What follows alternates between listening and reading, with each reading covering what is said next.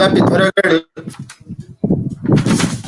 में जिला प्रशासन की पहल पर जिले की समस्त सिविल सोसाइटी ऑर्गेनाइजेशन की ओर से कोविड-19 पर चलाए जा रहे इस जागरूकता कार्यक्रम की श्रृंखला में एक वेबिनार का आयोजन किया जा रहा है। वेबिनार में आज के मुख्य वक्ता हैं डॉक्टर सत्यजीत रथ का मैं जिला प्रशासन की ओर से, सिविल सोसाइटी ऑर्गेनाइजेशन की ओर से और इस वेबिनार में प्रतिभाग कर रहे समस्त प्रतिभागियों की ओर से हार्दिक स्वागत और अभिनंदन करता हूं। डॉक्टर सत्यजीत रथ इस देश के जाने माने इम्यूनोलॉजिस्ट हैं। आप पूर्व में भारतीय प्रतिरक्षा संस्थान के वरिष्ठ वैज्ञानिक रहे हैं। साथ ही वर्तमान में आप भारतीय विज्ञान शिक्षा एवं अनुसंधान संस्थान IISER पुणे के फैकल्टी हैं। फैकल्टी के रूप में हमको अपनी सेवाएं प्रदान कर रहे हैं। मैं डॉक्टर साहब की जानकारी के लिए बताना चाहता हूं कि पिथौरागढ़ जिले में कोविड-19 के प्रभाव से जब लॉकडाउन फर्स्ट प्रारंभ हुआ था, तब से ही जिला प्रशासन के साथ सिविल सोसाइटी ने अनेक प्रकार के कार्यक्रम यहाँ पर चलाए, चाहे गरीबों को राशन वितरण करना हो या कहीं पर उनकी जो आने जाने की समस्या रही है उसके संबंध में हो, या पीपीई किट को उपलब्ध कराने में हो, मास्क वितरण के संबंध में हो, या जो भी समस्याएं उनके सामने आए, जिला प्रशासन के साथ मिल करके सिविल सोसाइटी ऑर्गेनाइजेशन के द्वारा कंधे से कंधा मिला करके काम किया गया स्वैच्छिक रूप से। वर्तमान परिस्थिति में कोविड-19 के संदर्भ में अगर पिथौरागढ़ जिले की बात करें तो अब तक लगभग 64 मामले यहाँ पर पाए गए हैं, परंतु ये सब वो लोग हैं जो प्रदेश से बाहर से आए हुए हैं और विभिन्न क्वारंटीन सेंटर में प्रशासन की निगरानी में रखे गए थे। तो इसका मतलब ये है कि ये अभी कम्युनिटी स्तर तक तो नहीं गए हैं। एक बात और मैं ये जानना चाहता हूं, मैं ये कहना चाहता हूं डॉक्टर साहब से कि इससे पूर्व जिले में कोई भी ऐसा केस नहीं था। मैं धन्यवाद देता हूं डॉक्टर सत्यजीत रथ को कि आपने जो है अपना समय निकाला इस जिले में कोविड-19 की जागरूकता के लिए। मैं आपको बहुत बहुत आभारी हूं और उम्मीद करता हूं कि आपके द्वारा जो भी मार्गदर्शन दिया जाएगा उसमें जितने भी इसमें लोग जुड़े हैं वो सब लाभान्वित होंगे, क्योंकि सर यहाँ पर अभी हम जिला स्तर पर इसको कर रहे हैं। इसके बाद हमारा ये लक्ष्य है अगले राउंड में हम ब्लॉक स्तर पर, ब्लॉक से लेकर गांव स्तर पर इस जागरूकता कार्यक्रम को हम ले जाएंगे। तो मैं इसके बाद क्योंकि डीएम साहब को यहाँ पर आना है, वो थोड़ी देर में आ रहे हैं, मैं इस सेशन को आगे बढ़ाने की आपसे अनुमति चाहता हूं और एक कुछ तकनीकी प्रश्न से इसको प्रारंभ करना चाहता हूं। सर कि जैसे कोरोना के बारे में तो अभी तक लोग सब सुन रहे हैं, कोरोना क्या है, कोरोना क्या है, तो मैं एक साइंटिस्ट के मुंह से सुनना चाहता हूं पूरे जनपद की ओर से कि आखिर ये कोरोना है क्या। विज्ञान, आप इसको थोड़ा बताने का कष्ट करेंगे सर। तो पिथौरागढ़ जिले के सभी साथियों को मेरी नमस्कार।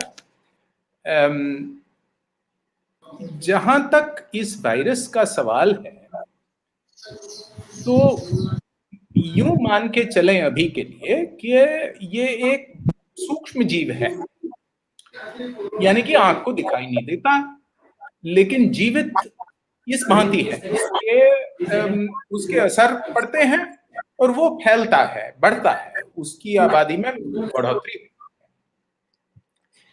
तो आम हमारी परिचय की बात है कि सर्दी जुकाम होती है, खांसी होती है, और इस दौरान ये भी हम अच्छी तरह जानते हैं कि मान लीजिएगा स्कूलों में जब एक बच्चे को खांसी या जुकाम हो जाए तो समझ जाइए कि आसपास के उसके इर्द गिर्द बैठने वाले और 10-15 बच्चों को खांसी जुकाम होना ही है।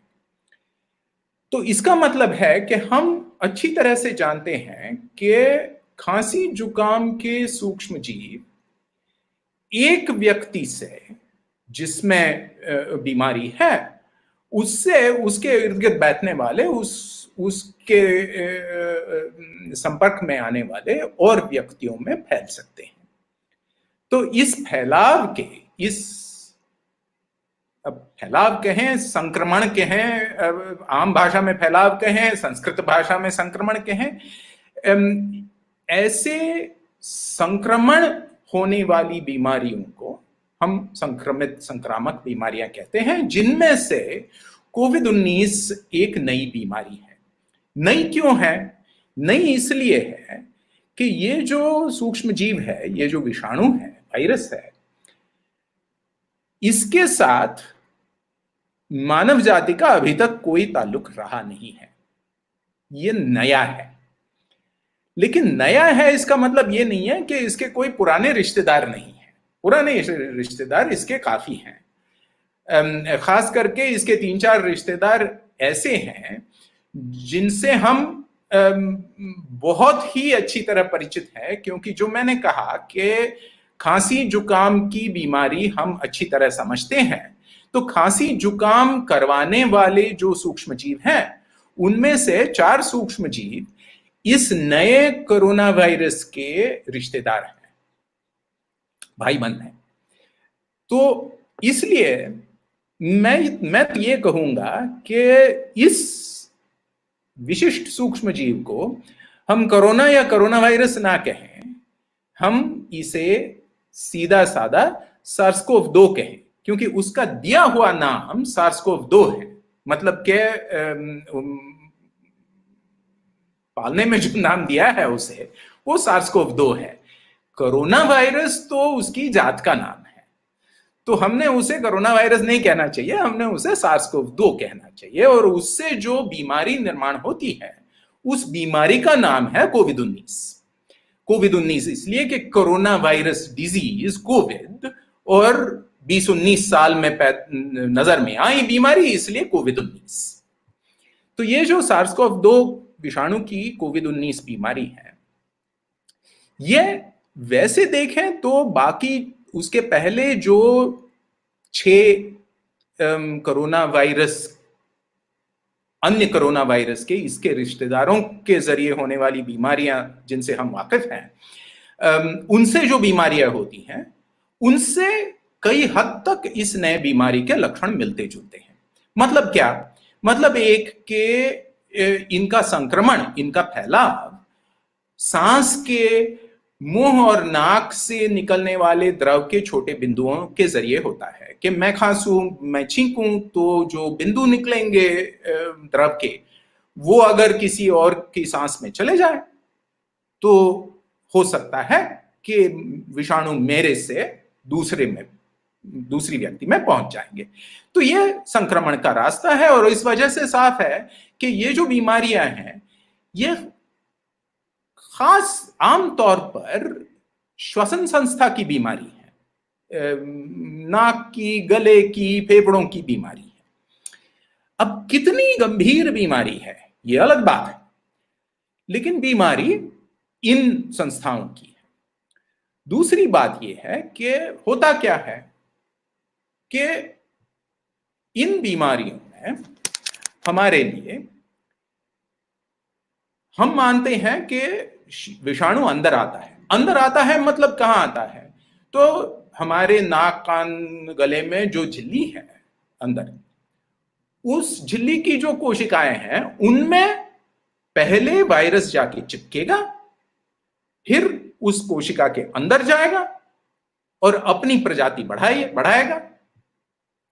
और जैसे अपनी प्रजाति बढ़ाएगा वैसे जिन कोशिकाओं में वो प्रजाति बढ़ा रहा है उन्हें हानि पहुंच जाएगी, वो फट जाएंगे, उनमें से कई विषाणु बाहर आएंगे और आसपास के इर्द गिर्द बैठी हुई कोशिकाओं में घुसेंगे और इस तरीके से इंफेक्शन को बढ़ोतरी मिलेगी। तो जाहिर है कि अगर ये हो तो पहले तो गले में खरोंच होगी, पानी निकलने लगेगा, वगैरह वगैरह वगैरह, और यूं ही इन्फेक्शन बढ़ते गया तो अपन सोच सकते हैं कि शरीर में और जगह बढ़ेगा और उसके जरिए और गंभीर बीमारी के लक्षण पैदा होंगे। उनके बारे में शायद बाद में बात करते हैं। लेकिन आमतौर पे ये बीमारी और ये विषाणु बाकी के इसके रिश्तेदारों के जरिए होने वाली बीमारी के समान ही है। ये कोई आसमान से टपकी हुई अद्भुत बीमारी नहीं है, पूर्णतः नैसर्गिक बीमारी है, पूर्णतः हमारे पहचान की बीमारी है। अरे भैया, हम ऐसी बीमारियों से, ऐसे विषाणुओं से सदियों से उलझते सुलझते आए हैं, ये और एक है। अब इसमें खासियतें क्या है, इनका जनस्वास्थ्य पे क्या असर है, और उसके लिए हमने क्या क्या तरकीबें सोचनी चाहिए, क्या क्या करना चाहिए, ये बात शायद बाद में करेंगे। मोहन जी।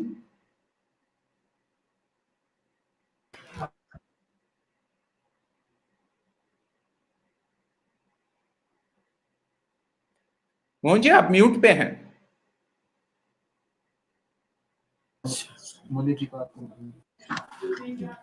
सॉरी सर, ये आपके द्वारा जो कोरोना के बारे में जानकारी दी गई, निश्चित रूप से उससे काफी बातें स्पष्ट हुई हैं।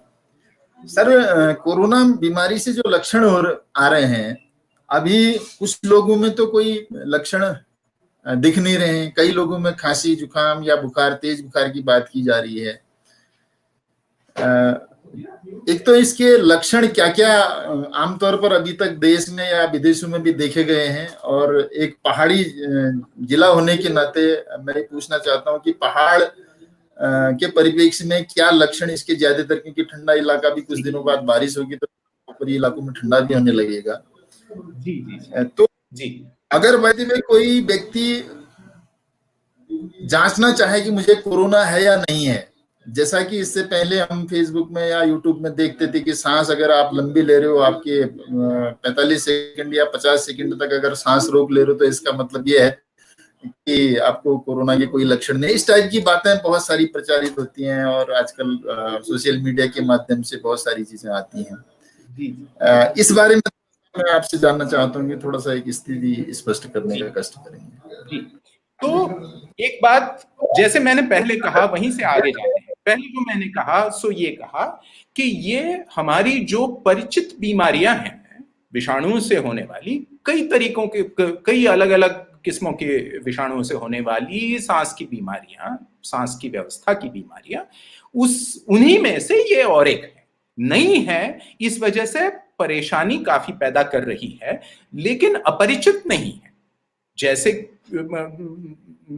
मैंने पहले कहा, श्वसन संस्था में अंदर जाता है विषाणु, और श्वसन, नाक की, गले की, फेफड़ों में जो नलिकाएं हैं उनकी झिल्लियों में उसका प्रजनन होने लगता है। तो जाहिर है कि वहां के लक्षण पहले होंगे। तो वहां के लक्षण दो तरीकों के हैं। एक तो ये है कि विषाणु वहां अपनी प्रजा बना रहा है, तो उस वजह से झिल्ली की कोशिकाओं को बाधा पहुंच रही है। तो इस वजह से मान लीजिएगा कि गले में, फेफड़ों में खरोंचें आने लगी हैं, तो जाहिर है कि खांसी होगी। जैसे ही वो होगा तो आपका शरीर उसके खिलाफ प्रतिक्रिया देने लगेगा, उसको रोकने की कोशिश करने लगेगा। तो उसमें काफी द्रव पैदा होना है, काफी पानी की झिरपन होनी है, तो उसकी वजह से द्रव निकलेगा, तो उसकी वजह से नाक से पानी निकलेगा, या खांसी से बलगम निकलेगी। तो ये सब होना है।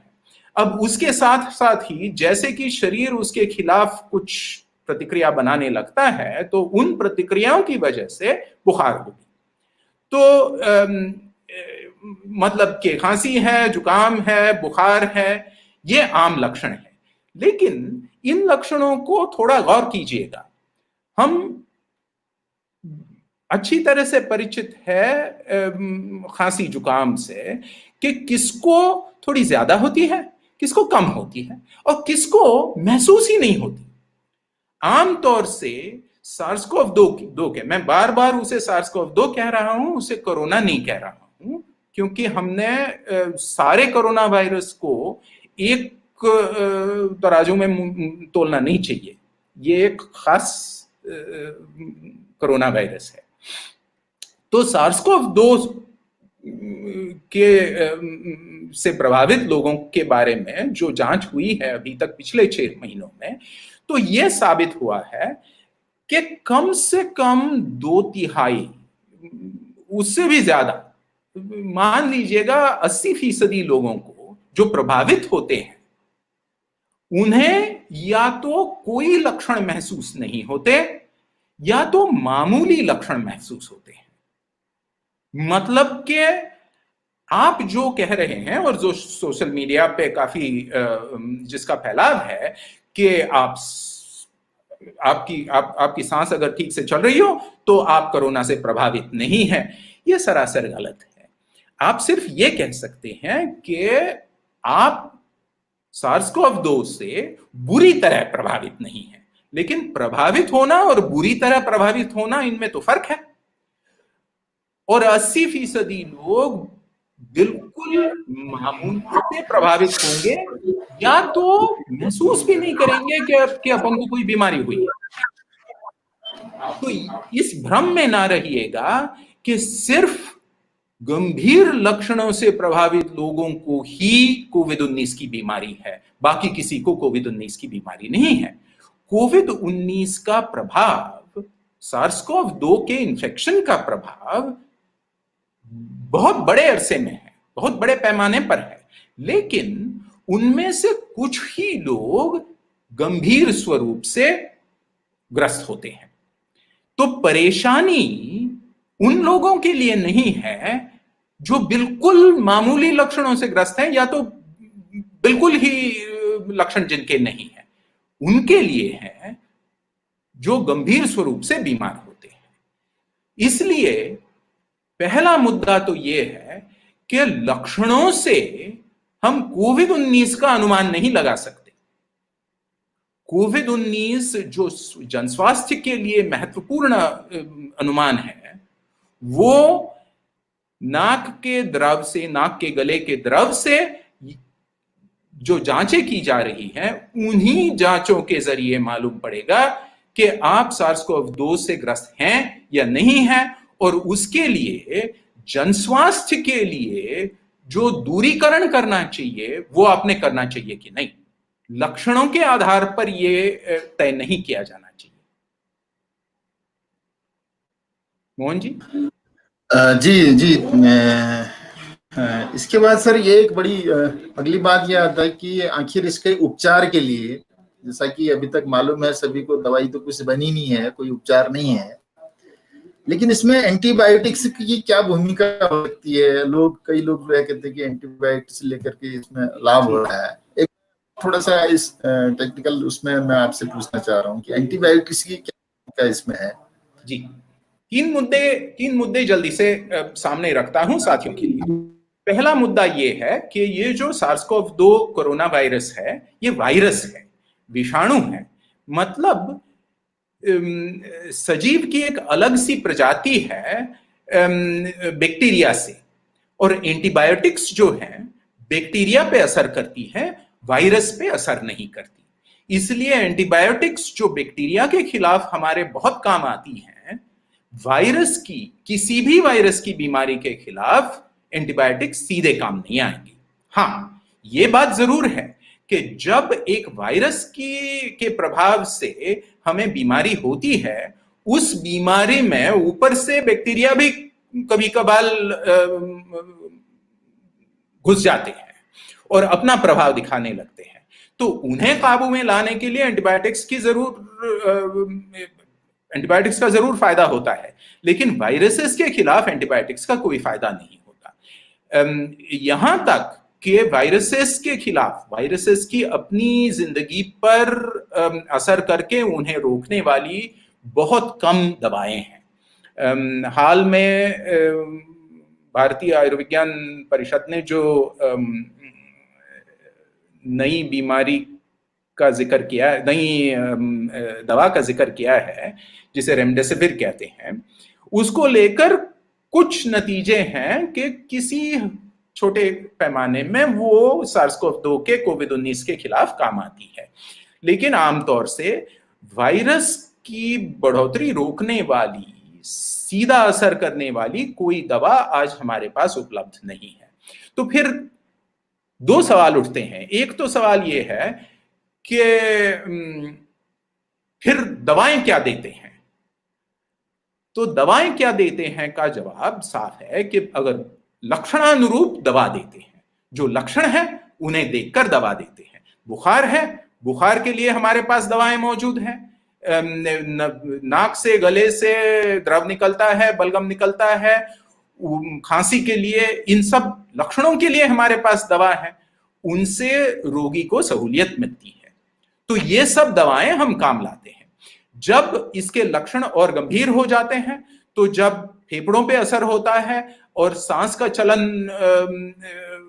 दिक्कत में पड़ जाता है, तो ऑक्सीजन की या तो वेंटिलेटर की, जिसकी वजह से हम बड़े पैमाने पर ऑक्सीजन को शरीर के अंदर पहुंचाने की व्यवस्था कर सकते हैं, वो जो वैद्यकीय उपकरण और सुविधाएं हैं, वो भी सब लक्षणानुरूप दवाएं हैं।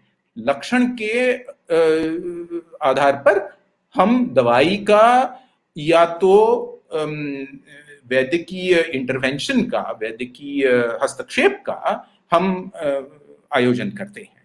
तो इस तरीके की दवाएं मौजूद हैं। अब दूसरा सवाल ये पूछा जाता है मुझसे बार बार कि भैया अगर दवा नहीं है तो लोग अच्छे भले कैसे हो जाते हैं? तो इसका जवाब ये है कि मेरे भाइयों बहनों, पहले से मनुष्य प्रजाति सूक्ष्म जीवों से निबटते निबटते ही तो यहां तक पहुंची है, दवाओं के जरिए नहीं, अपने शरीरों के प्रतिरक्षा व्यवस्था के जरिए। तो हर ग्रस्त व्यक्ति को अपने शरीर की प्रतिरक्षा व्यवस्था काम करती है। हमें महसूस होता है कि वो काम करती है, क्योंकि बुखार होता है वो विषाणु की वजह से नहीं, वो हमारे शरीर की प्रतिक्रिया की वजह से बुखार होता है। पानी निकलता है वो हमारी शरीर की प्रतिक्रिया की वजह से निकलता है। तो आमतौर पे जो शरीर की प्रतिक्रिया व्यवस्था है, प्रतिरक्षा व्यवस्था है, वो ही काम करके हमें इस विषाणु से निपटने का मौका देती है, हमें इस विषाणु से ग्रस्त होने से निकालती हैं, बचाती हैं।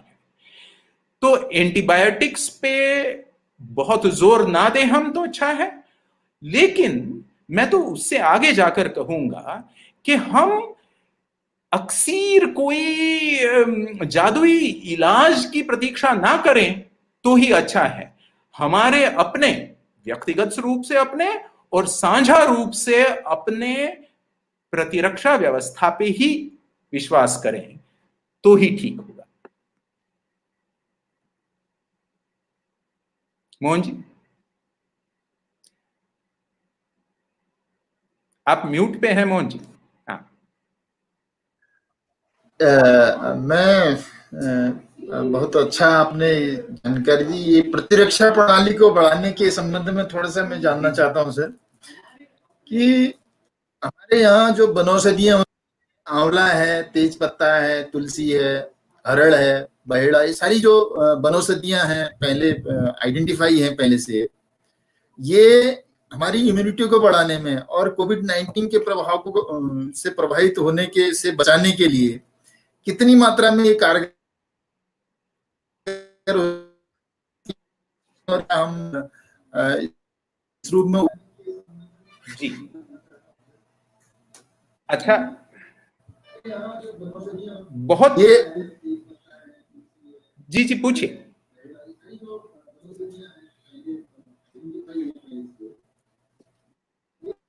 अच्छा, मैं उत्तर देता हूं। और जो सवाल आपने पूछा बहुत सही सवाल है और बहुत ही प्रसंगोचित सवाल है, क्योंकि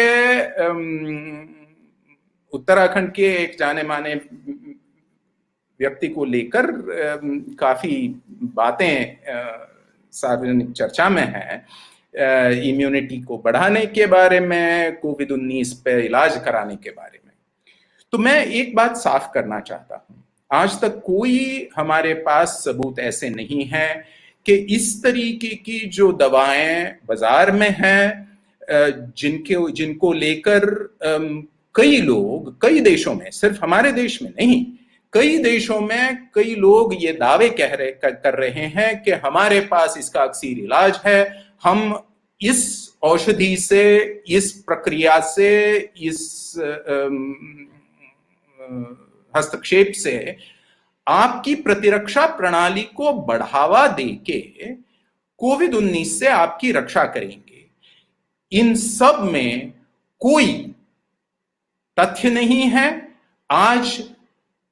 आज के तारीख में इनके किसी के लिए कोई भी सबूत मौजूद नहीं है। तो सवाल यह है कि क्या हमारे पास परंपरागत ज्ञान है कि हम अपनी प्रतिरक्षा प्रणाली को कैसे मजबूत और प्रभावशाली बनाए रखें? तो जरूर है, और वो है सही तरह से संतुलित आहार, खान-पान, सही तरह से संतुलित शारीरिक कसरत, सही तरह का पर्यावरण, सही तरह का मानसिक संतुलन। ये जो सब बातें हैं, जो हमारे पारंपरिक ज्ञान में भी और हमारे आज के नई समझ से बनते गए ज्ञान में भी, सभी में इन्हीं का जिक्र होगा कि किस हस्तक्षेप के जरिए आप अपनी इम्यूनिटी, अपनी प्रतिरक्षा प्रणाली मजबूत रखेंगे। प्रतिरक्षा प्रणाली कोई जादुई चीज नहीं है कि जितनी हो अच्छी हो। आप सबने आर्थराइटिस से ग्रस्त बीमार व्यक्तियों को देखा है। उनमें से कई लोगों में प्रतिरक्षा प्रणाली जरूरत से कई ज्यादा हद तक कार्यरत है, प्रभावशाली है, और उस वजह से बीमारियां निर्माण हो रही हैं। तो यूं मत समझिएगा कि प्रतिरक्षा प्रणाली को उत्तेजित करने से कोई नुकसान नहीं होता। प्रतिरक्षा प्रणाली को उत्तेजित करने से जितने फायदे होते हैं, नुकसान भी तो होते हैं। जो कोविड-19 के गंभीर लक्षण दिखाई देते हैं, जिनकी वजह से अस्पतालों में जाना पड़ता है, तो वो जो लक्षण है वो प्रतिरक्षा प्रणाली को अति उत्तेजित करने के लक्षण हैं, जिन्हें साइटोकाइन स्टॉर्म कहते हैं, जिनके खिलाफ दवाओं की इजाद आज भी जारी है। वो सब प्रतिरक्षा प्रणाली का अति उत्तेजन होने की वजह से निर्माण होने वाले लक्षण है। तो ये जो हम बार बार आपस में सोचते हैं, एक दूसरे से बात करते हैं कि भैया इम्यूनिटी को बढ़ाओ, ये सरासर फालतू बात है। इन बातों को अपनाइएगा भी नहीं और फैलाइएगा भी नहीं। हमने ये बात याद रखनी चाहिए कि सबसे ज्यादा स्वास्थ्य पे असर जिन चीजों का पड़ता है, जैसे कि आहार, संतुलित आहार का, जैसे कि कसरत का, जैसे कि काम का, जैसे कि मानसिक संतुलन और स्वास्थ्य का, जैसे कि अच्छे पर्यावरण का, इन सब चीजों की ओर ध्यान दीजिएगा। और इन सब चीजों को ओर ध्यान देने के लिए हमारे पास जो साझा समझदारियां मौजूद हैं, मैंने सुना है, मैं देख रहा हूं कि कई आशा साथी हमारे साथ हैं। उनसे मैं कहूंगा कई गांव-गांव के शिक्षक मौजूद हैं, उनसे कहूंगा कि हम जिस तरीके की साझा समझदारी जनस्वास्थ्य के लिए सामने रखते हैं लोगों के, उन्हीं समझदारियों से कोविड-19 का मुकाबला होगा, ना कि किसी की जादुई दवाओं से। मोहन भैया।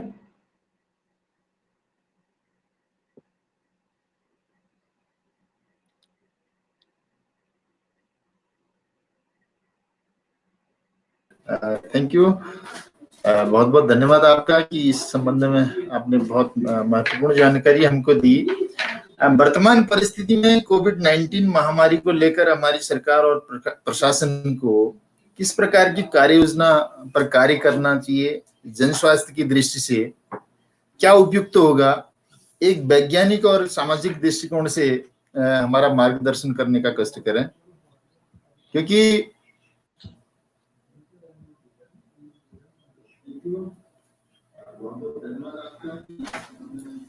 जी,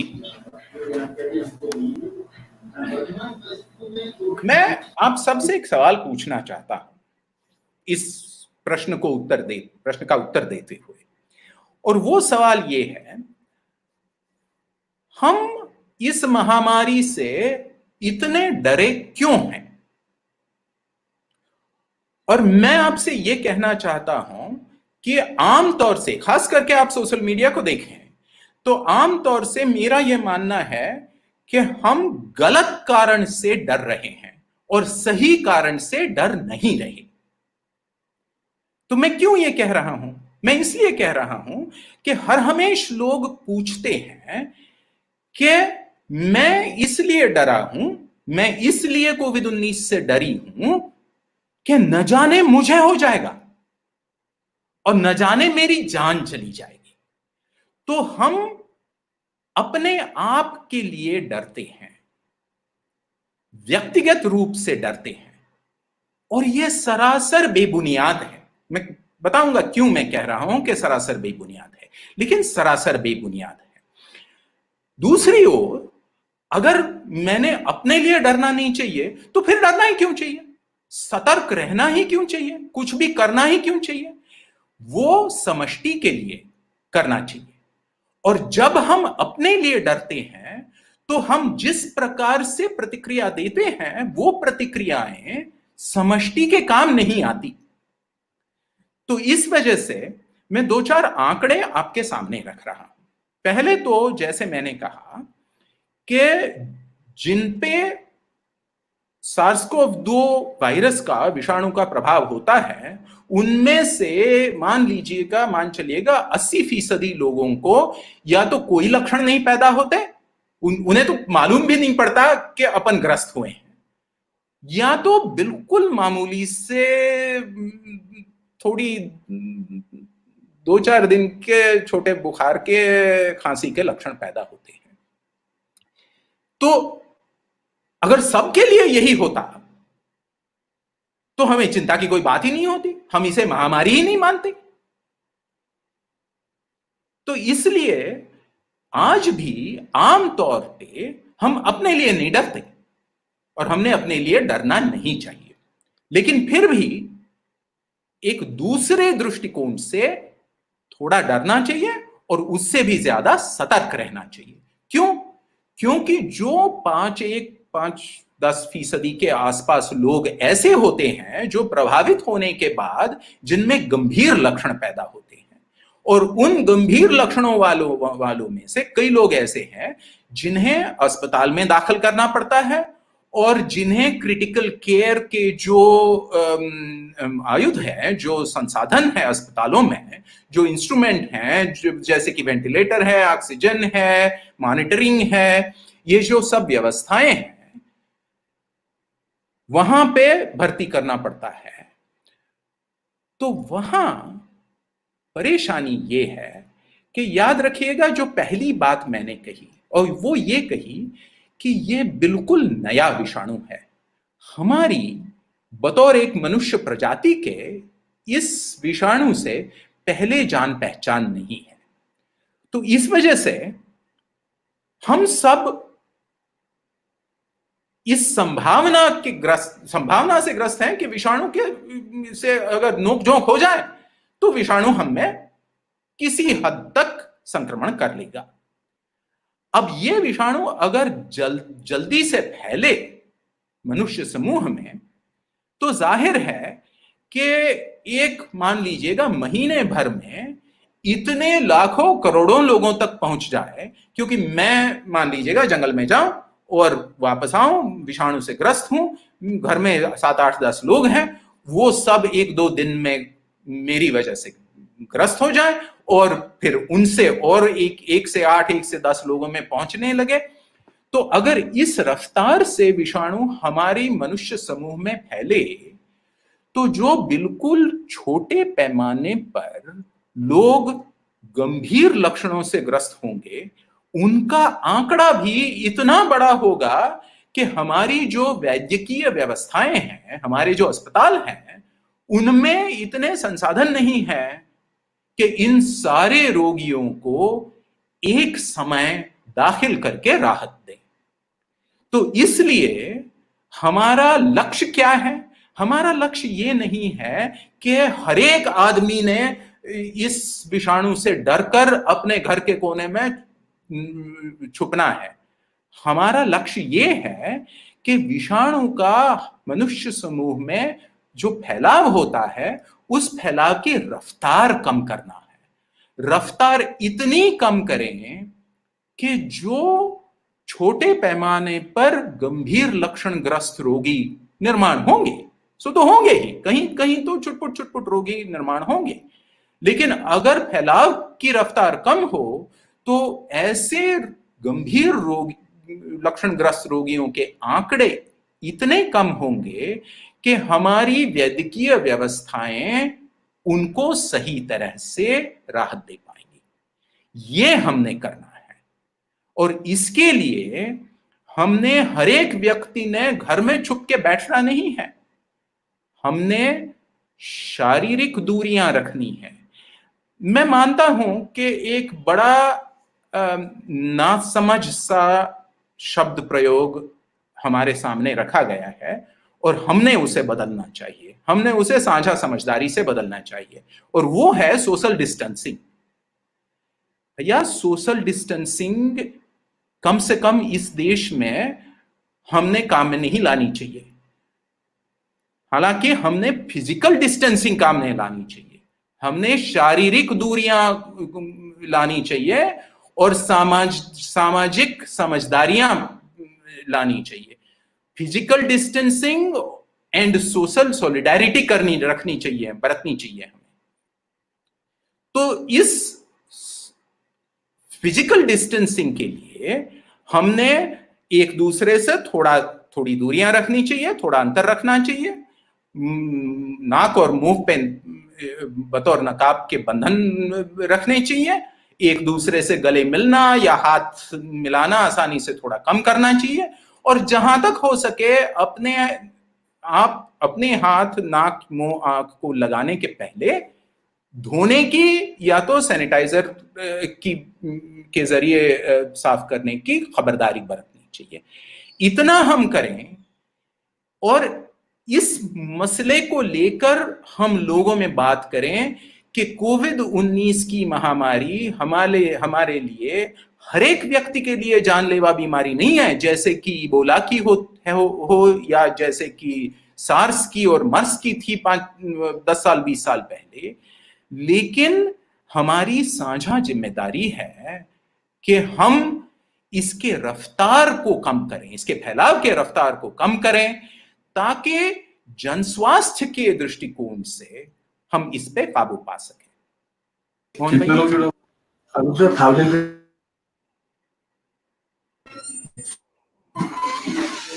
जी सर, ये सामाजिक दूरी या सोशल डिस्टेंसिंग और फिजिकल डिस्टेंसिंग, इस शब्द पर भी बहुत सारी चर्चाएं अभी हो रही हैं, ये समाज में भी हो रही है और हम लोग भी आपस में कर रहे हैं।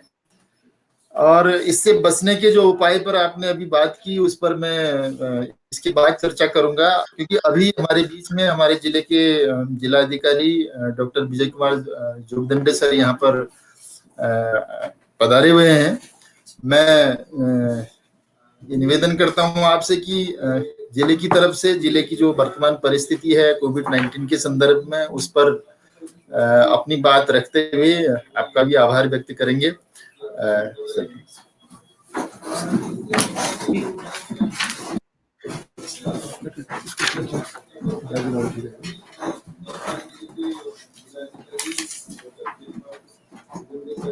Hello, good evening, sir. Dr. साहब, I'm Vijay Kumar Jogdande, district magistrate Pithoragarh, और आपने इसके माध्यम से सभी के साथ संवाद करने के लिए अपना समय दिया है, उसके लिए बहुत बहुत धन्यवाद। और हमारे जनपद में अभी काफी सहयोग जनता ने किया है। हमने जितना प्रतिबंध लगाया, जो अनुरोध हमने किया था इसमें कि लॉकडाउन का अवधि में किस तरीके से अनुपालन करना है, मास्क का प्रयोग करना है, साथ में सोशल डिस्टेंसिंग को किस तरह से मेंटेन करना है, बाजारों में जो हमने प्रतिबंध लगाने के लिए सभी व्यापार मंडल से या जनता से आग्रह किया, उसके लिए भी जनता ने सहयोग किया। और इसी का परिणाम ये है कि हमारे जनपद में 45,000 से अधिक लोग, प्रवासी लोग जो है जनपद में प्रवेश किया है पिछले 2 महीने का अवधि में। और उसमें हम लोगों ने सभी व्यक्तियों को हम लोगों ने होम क्वारंटाइन या फिर संस्थागत क्वारंटाइन का जो भी उनपे नियम का उनपे हमने अनुरोध किया, उनसे आग्रह किया, उसका उन्होंने अनुपालन किया। और इसी का नतीजा है कि अब तक हमारे जनपद में जो है 65 पॉजिटिव केसेस हम लोग आइडेंटिफाई कर पाए हैं, जो कि काफी एक न्यूनतम नंबर हम कह पाएंगे कि जो हम लोग अभी तक हम जनपद में प्राप्त हुआ है। और इन 65 व्यक्तियों के में भी हम लोगों ने जो है 1000 से अधिक व्यक्तियों को हम लोगों ने उनका कॉन्टैक्ट ट्रेसिंग भी किया है। 930 to 40 के बीच में नंबर है जो कि हमने कॉन्टैक्ट ट्रेसिंग में किया हुआ है। और इसी के साथ में हम लोग जनता को काफी जो भी हम अनुरोध कर रहे थे कि आप जो है इसका अनुपालन करिए, और इसमें हमने विभिन्न प्रतियोगिताएं भी रखी।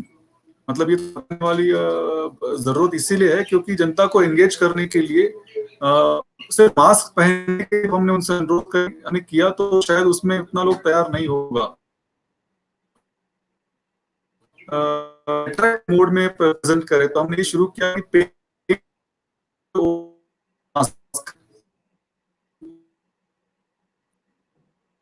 जी,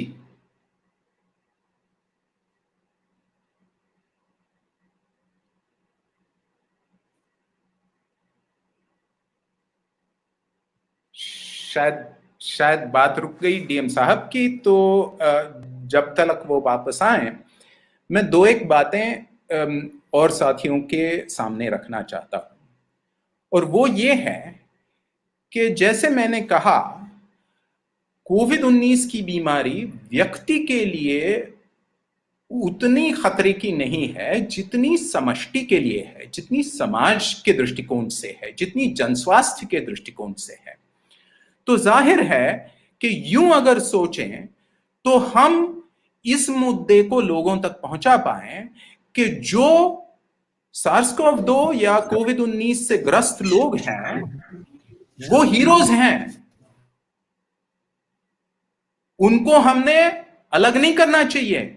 उन जो आजकल स्टिग्मेटाइजेशन चल रहा है उसके खिलाफ हमने अभियान चलाना चाहिए।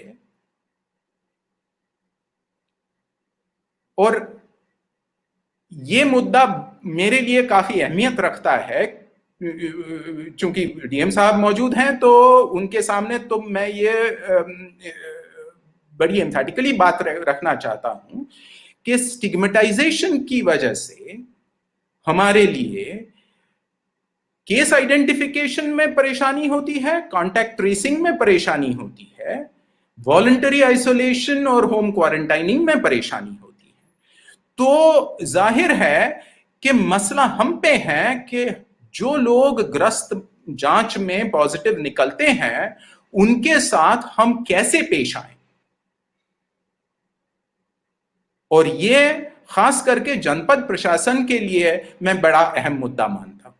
और चूंकि डीएम साहब मौजूद हैं इसलिए मैं ये मुद्दा सामने रख रहा हूं। सर, आप कुछ कह रहे थे?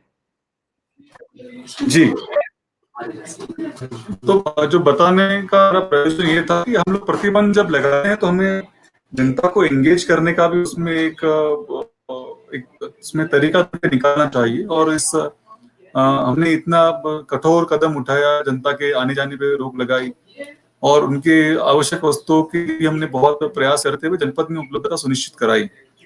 हमारे यहाँ पे अभी बड़ी संख्या में अपना जनपद में आवागमन किया पहुंचे हैं। और इसमें हम लोग का जो प्रमुख बिंदु जो मुझे लगता है कि हम कहीं उसको एड्रेस करने में थोड़ा कम पहुंच बना पा रहे हैं, वो ये है कि जितने लोग हमारे जनपद में आते हैं या गांव में लौट रहे हैं, उनका रोजगार के प्रति हमको बहुत जागरूक होना पड़ेगा।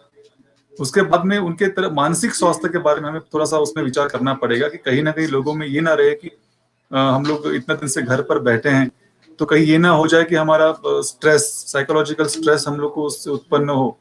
तो वो एक हमें देखना चाहिए। इसके लिए हमें कुछ एनजीओ की मदद लेनी चाहिए, कुछ हमारे जो सामाजिक संस्थान होते हैं, संगठन होते हैं, उनका मदद लेना चाहिए।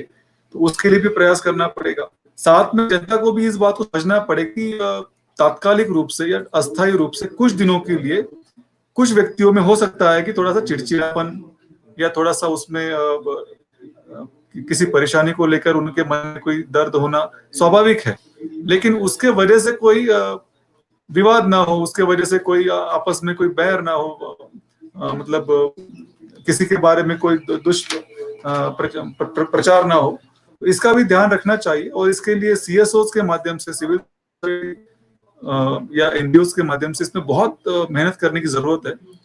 और ये हमें इसलिए मैं बताना भी चाह रहा हूँ कि हम सब घर पे बैठे हुए हैं और एक ऐसा तबका भी हमारे बीच में है कि शायद इस बात को नहीं समझता है कि हम ये क्यों कर रहे हैं, इसका करने की जरूरत क्या है। खास तौर पे छोटे बच्चे, और छोटे बच्चों में जाने अनजाने में बहुत सी इस प्रतिबंध की वजह से या रिश्तेदारों से ना मिलने की वजह से या अपने आपस में भी खेल कूद ना कर पाने की वजह से फिजिकल इनएक्टिवनेस या मेंटल इनएक्टिवनेस या माइंड गेम्स जो नहीं खेल पा रहे हैं या नेचर के साथ इंटरेक्ट नहीं कर पा रहे हैं, चहल पहल नहीं कर पा रहे हैं, तो हो सकता है कि उनको थोड़ा एंगेज करना पड़ेगा। काम के प्रति हम बहुत जागरूक हैं, अपने आधिकारिक कार्य को हम कर रहे हैं, हमारे पारिवारिक कार्य भी हम कर पा रहे हैं, अपने फोन पे बात कर रहे हैं।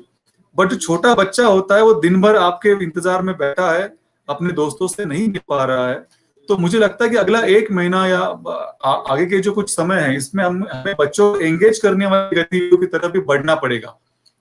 पेंटिंग कॉम्पिटिशंस या फिजिकल एक्टिव करने के लिए स्मॉल इवेंट्स स्कूल लेवल पे, साथ में बच्चों को एंगेज करने वाली जो अन्य गतिविधियां हो सकती है, इसमें सिंगिंग कंपटीशन ऑनलाइन भी हो सकता है, मतलब सामाजिक दूरी का भी ध्यान रखा जा सकता है, तो ऑनलाइन सिंगिंग कॉम्पिटिशन हो सकते हैं, ऑनलाइन स्पर्धाएं हो सकती हैं बच्चों की, और बड़े भी इसमें प्रतिभाग कर सकते हैं। मुझे मतलब हर बार लगता है कि हम बड़ों को, जब छोटों की बात करते हैं तो बड़ों को भूल जाते हैं और बड़ों की बात करते हैं तो छोटों को भूल जाते हैं। तो कहीं हम इस बात का भी ध्यान रखें कि हमारे घर में जो बड़े बुजुर्ग हैं, हमें उनको भी इस बारे में उनको भी एंगेज करना है कि कभी कभार उनसे पूछताछ कर ली, उनसे चर्चाएं कर ली, क्योंकि थोड़ा सा कहीं ना कहीं ये बात हो सकता है कि हम लोग जो रूटीनली अपना एक ग्रुप होता है, मतलब मान लीजिए कि 2 बुजुर्ग व्यक्ति हैं और 2 बुजुर्ग व्यक्ति अपना सर्कल में हमेशा मिलना जुलना करते हैं, बातचीत करते हैं, चर्चा करते हैं, तो हमारा ग्रुप जो होता है वो अभी टूट गया है। अगर आप देखेंगे तो हमारा जो ग्रुप है, खास तौर पे अगर मैं हूं तो मेरा जो एज ग्रुप का जो ग्रुप होगा वो टूट गया है, मैं उनसे नहीं मिल पा रहा हूँ। इसी तरीके से अगर मेरे माता पिता होंगे या किसी घर में बुजुर्ग व्यक्ति होगा, उसका जो ग्रुप है वो टूट गया है।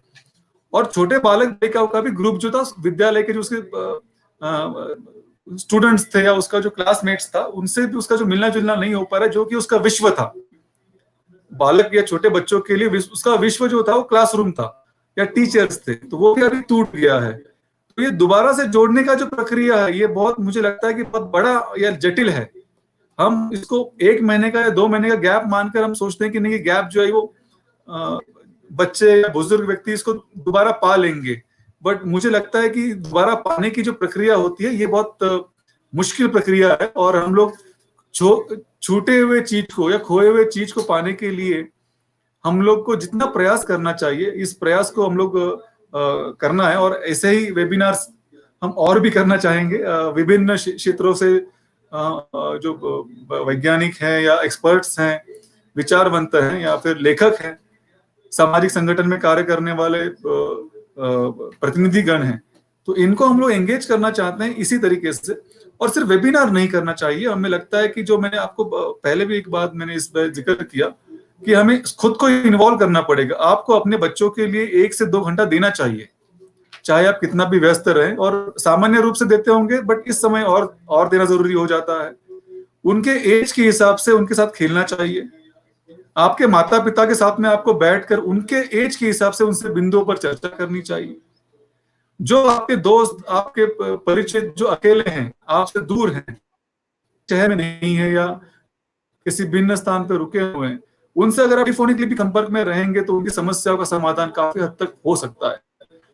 और समाधान नहीं भी होता तो भी आपने एक प्रयास किया, उस प्रयास के वजह से भी वो आपसे जुड़ाव महसूस करेंगे, लगाव महसूस करेंगे, और वो भी उसको जो हो सकता है एक सहारा उनको नजर आएगा।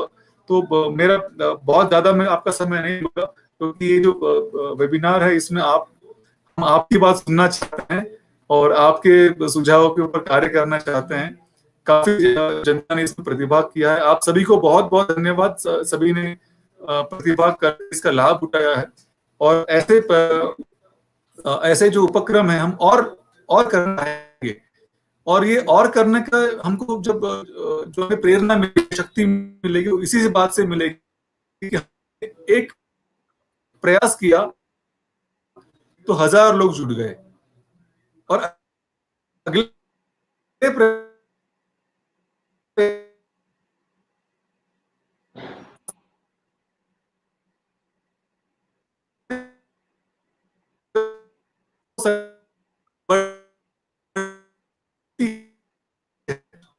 तो हमें प्रेरणा मिलेगी।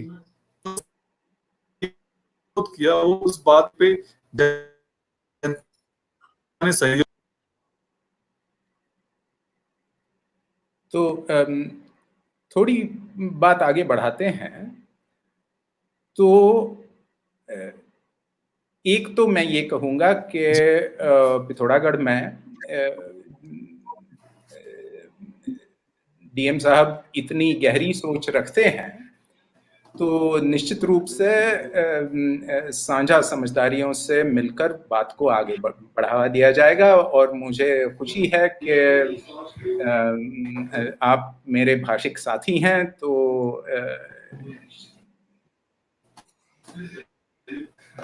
उस दृष्टिकोण से भी मैं जोगदंडे साहब का आभारी हूँ। उधर से होगा।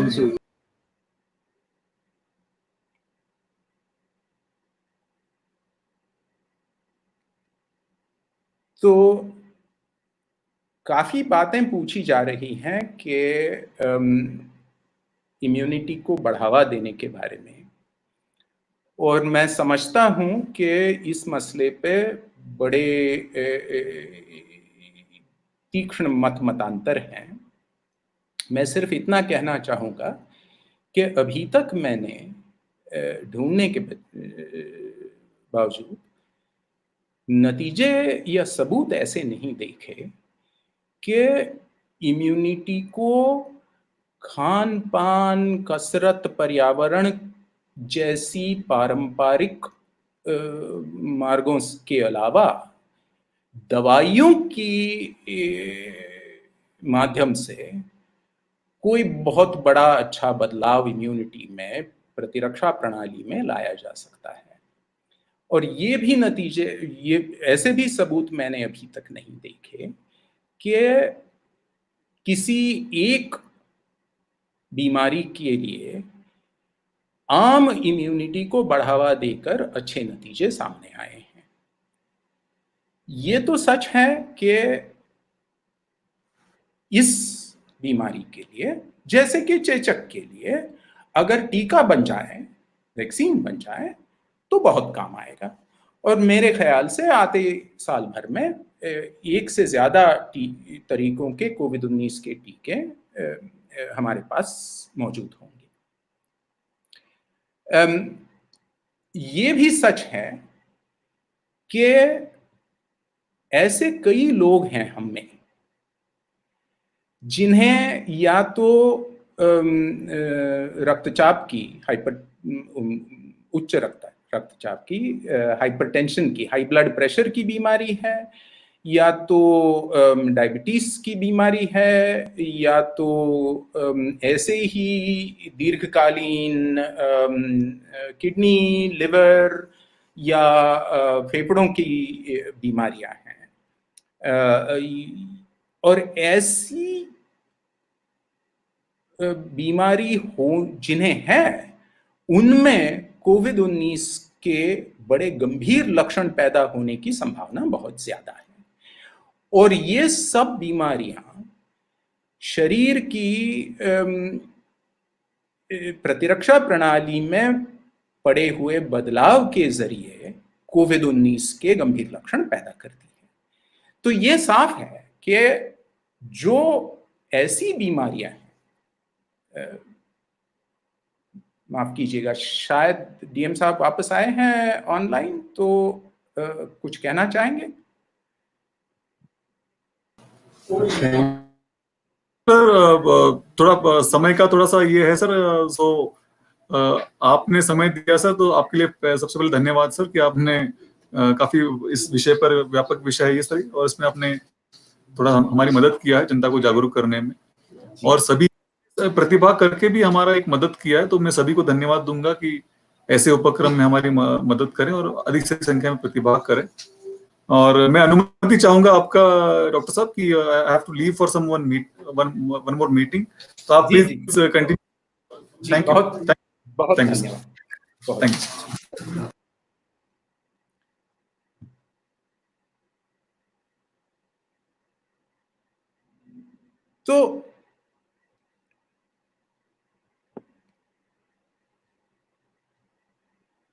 तो मैं ये कह रहा था कि जब हम कहते हैं कि इम्यूनिटी को बढ़ावा देना है, तो हम जो साफ बात है उसे नकार के जादुई बातों की ओर देखते हैं। साफ बात तो ये है कि खानपान सही हो। अब जब रोजगार नहीं है तो खानपान सही नहीं होता, इसलिए रोजगार को लेकर सोचना पड़ता है हमने। अगर मानसिक संतुलन सही नहीं है तो प्रतिरक्षा प्रणाली सही नहीं होगी। अगर पर्यावरण सही नहीं है तो प्रतिरक्षा प्रणाली सही नहीं होगी। अगर high blood pressure, diabetes, liver, kidney, lung disease हैं, कोई बीमारियां हैं दीर्घकालीन, तो प्रतिरक्षा प्रणाली सही नहीं होगी। इन सब मसलों की ओर हमने ध्यान देना चाहिए। हमने इस मुद्दे को ज्यादा अहमियत देनी नहीं चाहिए कि हम में से हर एक को बहुत बड़ा खतरा है और इस वजह से किसी न किसी जादूगर की कोई जड़ी बूटी खा के हम स्वस्थ हो सकते हैं। ये हमारी साझा जिम्मेदारी है कोविड-19 की। हमने सबने इकट्ठे कर बैठ के जन स्वास्थ्य अभियानों के माध्यम से इससे निपटना है। मोहन भैया। जो डॉक्टर साहब, जिससे पहले जो हम लोग बात कर रहे थे कि आखिर इस संक्रमण को फैलने से कैसे रोका जाए, क्योंकि जिलाधिकारी महोदय को जाना था, वो अभी चले गए हैं, बट ये एक बहुत बड़ा मुद्दा इस समय ये है हमारे समाज में कि लोग जब आ रहे हैं एक दूसरे के संपर्क में, तो उन्होंने एक तो मास्क पहनना है और एक दूसरे को जो है हाथ नहीं मिलाना है, फिजिकल डिस्टेंसिंग मेंटेन करनी है। कभी कभी अक्सर ये होता है, एक आम आदमी जब बाजार से जाता है अपना सामान ले जाकर के, जैसे सब्जी ले जाकर के जाते हैं, तो कई बार हम देखते हैं कि लोग उसको जो है खूब धो रहे हैं। उसके बाद जो है ये प्रिकॉशंस किस किस प्रकार के हमको अपनाने चाहिए, जो एक आम आदमी के लिए जो है आवश्यक है, कि जो सुबह से लेकर शाम तक जो काम में गया है, कर रहा है, उसके बाद घर में आ रहा है, सामान ला रहा है, तो कहाँ पर से कोविड-19 ज्यादा संक्रमित होगा, कैसे हम इससे बच सकते हैं, इस पर थोड़ा सा दृष्टि डालने का कष्ट करें। जी, जहां तक जांच अनुसंधान हुआ है, जाहिर है कि जो संक्रमण होता है एक बीमार व्यक्ति से दूसरे व्यक्ति, वो आमतौर से प्रत्यक्ष संक्रमण होता है, सीधा संक्रमण होता है। मतलब ये कि अगर मुझे कोविड-19 हुआ है और मैं खांसूं, मैं छींकूं, तो जो द्रव के छोटे बिंदु निकलेंगे वो अगर सामने वाले की सांस में चले जाए तो संक्रमण की संभावना है।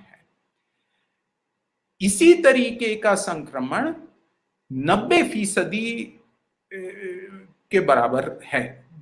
जो संक्रमण है उसमें से 90% इस तरीके से होता है, इस माध्यम से होता है। जिस तरीके के संक्रमण को हम अप्रत्यक्ष संक्रमण कहें, यानी कि मैं अब फोन है, मैं उस पे छींकूं, उस पे बिंदु गिरे, विषाणु वहां मौजूद हो और फिर कोई उसे हाथ लगाए और फिर अपना हाथ अपने नाक पे लगाए, इस रास्ते से होने वाले संक्रमण को अप्रत्यक्ष संक्रमण कहें। तो अप्रत्यक्ष संक्रमण 5-10% ही है, 90% संक्रमण सीधा संक्रमण है। तो साफ है कि सीधा संक्रमण कैसे रोकें, क्योंकि मैंने बार बार कहा है कि ये हरेक के लिए जानलेवा बीमारी नहीं है, ये सामाजिक खतरा है हमारे लिए। तो संक्रमण की रफ्तार हम कम करें तो सही होगा हमारे लिए। तो संक्रमण की रफ्तार अगर कम करनी है और 90% संक्रमण प्रत्यक्ष संक्रमण है, तो साफ है कि हमने प्रत्यक्ष संक्रमण को कम करने पे जोर देना चाहिए। तो प्रत्यक्ष संक्रमण को कम करने के लिए जोर देना साफ है कि अगर नकाब पहने, खास तौर से जिन्हें N95 कहते हैं, यानी कि 0.3 माइक्रोमीटर के भी कण अंदर ना जाएं, ऐसे नकाब अगर पहने जब भी हम बाहर लोगों के आसपास हों, तो विषाणु से लदे द्रव बिंदु हमसे औरों में ना जाए, औरों से हम में ना आए, और जो 90% प्रत्यक्ष संक्रमण हो रहा है उसमें रोकथाम लग जाएगी। बाकी जिन चीजों को लेकर हम बड़े पैमाने पर डर रहे हैं कि सब्जियों का क्या, थैलों का क्या, इन सब चीजों पे इतना जोर ना दें। हमारी ये बात है कि हम नकाब पहनने को राजी नहीं है, लेकिन सब्जियां धो के ले रहे हैं, जबकि उल्टा होना चाहिए। मेरा मतलब ये नहीं है कि अप्रत्यक्ष संक्रमण नहीं होता। मेरा मतलब ये है कि अप्रत्यक्ष संक्रमण भी तब होगा जब आप कहीं हाथ लगाएंगे और वो ही हाथ अपने नाक या मुंह पे लगाएंगे। तो साफ है कि नकाब पहने, सैनिटाइजर रखें, या सबसे अच्छा है कि अगर पानी मौजूद हो तो साबुन पानी से हाथ धोएं बार बार। और इन सीधे सादे उपायों को अगर समझ के बतौर एक सांस्कृतिक आदत के हम अपनाएं, समाज की सतह पे अपनाएं, तो फैलाव की रफ्तार कम होगी। और अगर फैलाव की रफ्तार कम होगी तो इस महामारी से हम सही अच्छी तरह से और भली भांति निपट जाएंगे। जी डॉक्टर साहब, ये कोविड-19 का जो प्रभाव या उसके प्रति लोगों के मन में जो डर अभी तक देखने में आया था, आपकी इन बातों से काफी कुछ जो है लोग इस बात को मानेंगे कि इतने डरने वाली बात नहीं है, सिर्फ एक सतर्कता ही हमको अपनानी चाहिए और सतर्कता से ही हम इससे जीत पाएंगे। तो इसके बाद प्रश्नों की बहुत सारी श्रृंखला हमारे पास आने लगी है। मैं और भी जो हमारे बीच में जो लोग हैं जो यूट्यूब में इसको देख रहे हैं या फेसबुक में इसको प्रोग्राम को देख रहे हैं, मैं उनसे अनुरोध करता हूं कि आप अपने कमेंट बॉक्स में जाकर के डॉक्टर साहब से जो भी प्रश्न आप पूछना चाहते हैं उन प्रश्नों को आप लिख दें और हम कोशिश करेंगे कि उन प्रश्नों का उत्तर आपको आप तक पहुंच जाए। हार्ड इम्यूनिटी और इंक्यूबेशन पीरियड क्या होता है डॉक्टर साहब, थोड़ा इस पर एक हमारे जी उनकी बार तरफ बार से कहा आया है जाता है कि भाई मुझ में लक्षण नहीं है तो मुझे काहे परेशान कर रहे हो। तो बात यह है, विषाणु अंदर आता है और शरीर में बढ़ने लगता है, तो शरीर अपनी प्रतिक्रिया देने लगता है। लेकिन इस विषाणु के बढ़ोतरी की और शरीर की प्रतिक्रिया की मात्राएं पहले तो छोटी होती हैं, तो जब तक वो छोटी होती हैं कोई लक्षण पैदा नहीं होते। जब वो बढ़ बढ़ के 2, 4, 5, 6 दिनों बाद वो यहां तक पहुंचती है कि लक्षण पैदा हो, तब जाके हमें महसूस होता है कि बीमारी है। तो विषाणु के संपर्क में आने से लक्षण पैदा होने तक का जो कालावधि है उसे इंक्यूबेशन पीरियड कहते हैं। तो साफ है कि इस इंक्यूबेशन पीरियड के दरमियान कोई लक्षण नहीं होंगे और फिर भी विषाणु मेरी नाक गले में बढ़ रहा होगा, तो संभावना है कि मैं जब यूं ही जोर से बात करूं तब भी कुछ द्रव बिंदु फैलेंगे जिनके जरिए विषाणु का फैलाव हो पाएगा। तो इसलिए हमने याद रखना चाहिए कि लक्षण होने का और विषाणु के फैलाव की संभावना होने का एक दूसरे से कोई मेलजोल नहीं है। तो हमने यूं नहीं समझना चाहिए कि सिर्फ लक्षण होने वाले लोगों से ही फैलाव होता है, लक्षण ना होते भी फैलाव हो सकता है। और इसलिए नकाब का पहनना सबके लिए जरूरी है, जैसे कि साबुन पानी से हाथ धोना सबके लिए जरूरी है। दूसरा सवाल आपने जो पूछा मोहन भैया वो है हर्ड इम्यूनिटी को। अब हर्ड इम्यूनिटी को समझने के लिए दो चीजों का समझना जरूरी है।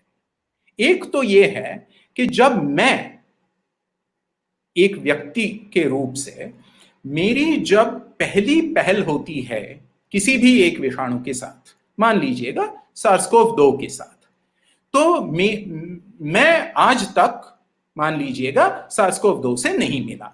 आज किसी मित्र के साथ बात हो रही थी, वो अनजाने में ग्रस्त हैं, तो उनसे मुझ में वायरस आया है, तो मुझ में प्रतिरक्षा प्रणाली मौजूद है वायरस के साथ निपटने की। लेकिन दो अलग अलग तरीकों की प्रतिरक्षा प्रणालियां मैं शरीर में काम में लाता हूं। एक जो है जो जैसे कि कोई भी वायरस अंदर आए काम में लग जाती है, दूसरी है जो अंदर आए उस विशिष्ट वायरस को पहचान के उसके खिलाफ प्रतिरक्षा के संसाधन बनाती है। तो जाहिर है कि अगर मैं उस वायरस से पहले नहीं मिला तो ये जो दूसरे तरीके की प्रणाली है वो मुझ में पहले से मौजूद नहीं है, क्योंकि अभी जब मैं मिला हूं तब मैं उसे बनाऊंगा। लेकिन समझ लीजिएगा कि मैंने पहले वाली भी प्रतिरक्षा प्रणाली इस्तेमाल करी, दूसरे वाली भी इस्तेमाल करी, और 8-10 दिन बाद मैं सब ठीक ठाक हो गया।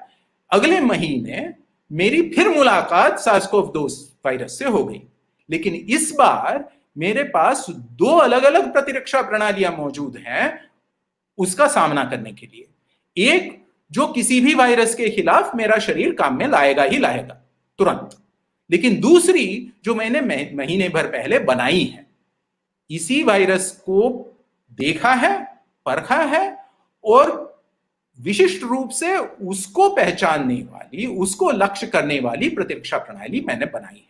तो जाहिर है कि जब मैं दूसरी बार वायरस से मिलूंगा तो मेरी दो प्रतिरक्षा प्रणालियां तुरंत काम में आएंगी और मैं उससे ज्यादा जल्दी और सही तरह निपट लग जाऊंगा। तो अब मान लीजिएगा कि मैंने अगर मुझे इन्फेक्शन है, मुझे बीमारी है और मैं फैला रहा हूं। फैला रहा हूं का मतलब क्या है कि मेरे आसपास 10 लोग हैं और उन 10 लोगों के ओर मेरी ओर से विषाणु जा रहे हैं। ये 10 के 10 लोग अगर इस विशिष्ट विषाणु से अनजान होते, अनभिज्ञ होते, तो उनमें से 10 में से 6-4 लोगों को तो बीमारी हो जाती, मतलब लक्षण वाली बीमारी हो जाती। लेकिन मान लीजिएगा कि उनमें से 60% लोग पहले विषाणु को मिल चुके हैं, क्योंकि महामारी फैलती है।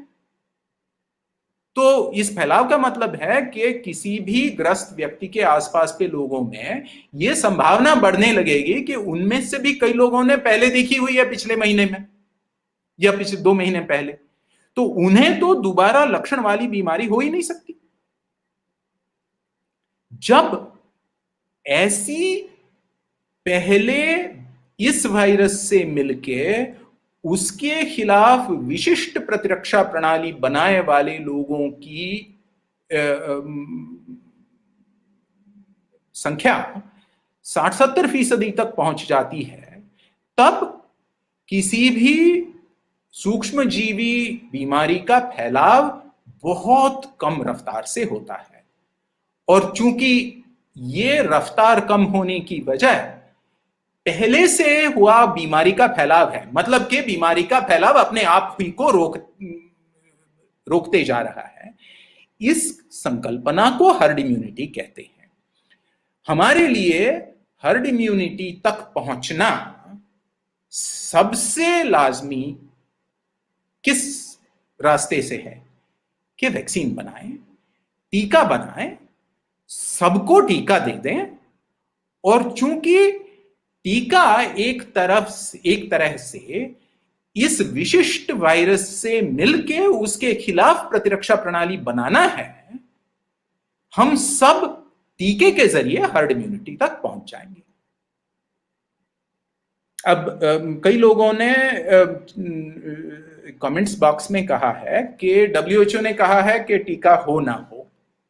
अब WHO और डॉक्टर सौम्या स्वामीनाथन जो मुख्य वैज्ञानिक हैं WHO की, उन्होंने हाल में कुछ यूं कहा होगा, मैंने देखा नहीं है, लेकिन मैंने जहां तक टीकों के अनुसंधान के नतीजे देखे हैं तो उनमें से ये जाहिर होता है कि वैज्ञानिक दृष्टिकोण से, तकनीकी दृष्टिकोण से टीके तो दिसंबर-जनवरी तक पहले नतीजे दिखाने लगेंगे। और जहां तक मेरी समझ है, एक से ज्यादा टीके किसी हद तक काम करने वाले हमारे हाथ में पहुंच जाएंगे। असली सवाल ये वैज्ञानिक सवाल नहीं है कि टीके बना पाएंगे या नहीं।